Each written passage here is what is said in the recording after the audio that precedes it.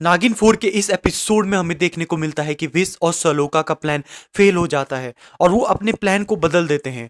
Wish सलोका को कहती है कि वो देव को हनीमून पे लेके जाए ताकि बृंदा भी उसके पीछे आएगी और उसकी चाल कामयाब हो जाएगी क्योंकि वो देव के सामने बृंदा की पोल खोल देगी और सलोका भी इसके लिए मान जाती है।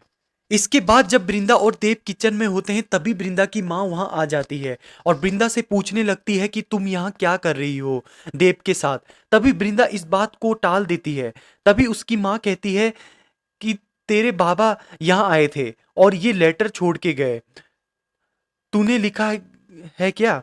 पर बृंदा इस लेटर को अपने द्वारा लिखे जाने से इनकार कर देती है, पर ये मान लेती है कि ये राइटिंग उसकी ही है और बृंदा की माँ समझ जाती है कि कोई ना कोई जरूर है जो बृंदा को नुकसान पहुंचाना चाहता है। और इसके बाद बृंदा की माँ उसे अपने मकसद की याद दिलाती है और बृंदा भी मान जाती है। और इसके बाद सलोका देव को हनीमून पे ले जाने की बात कहती है और देव मान जाता है और बृंदा इस बात को सुन लेती है।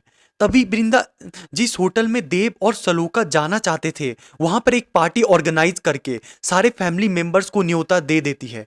और इसके बाद लिली मिली को कॉल करती है, पर उसकी दीदी बिल्ली उठाती है और लिली बिल्ली समझकर मिली से बात कहती है कि वो अकेले है और वो उसे आने के लिए कहती है और बिल्ली इस बात को मान जाती है। तभी सब बृंदा के पार्टी में पहुंच जाते हैं और समझते हैं कि उन्हें सलोका ने बुलाया और बृंदा भी वहां पहुंच जाती है।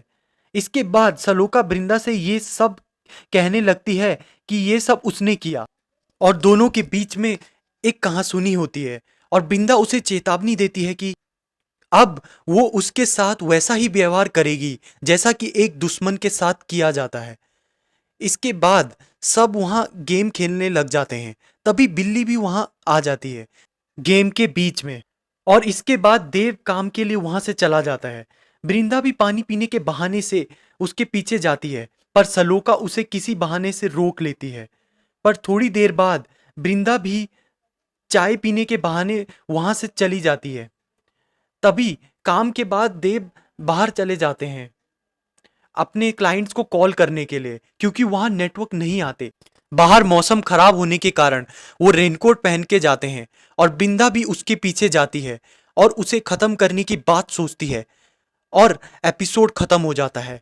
अब आगे ये देखना होगा कि क्या बृंदा सही में देव को खत्म कर पाती है या नहीं।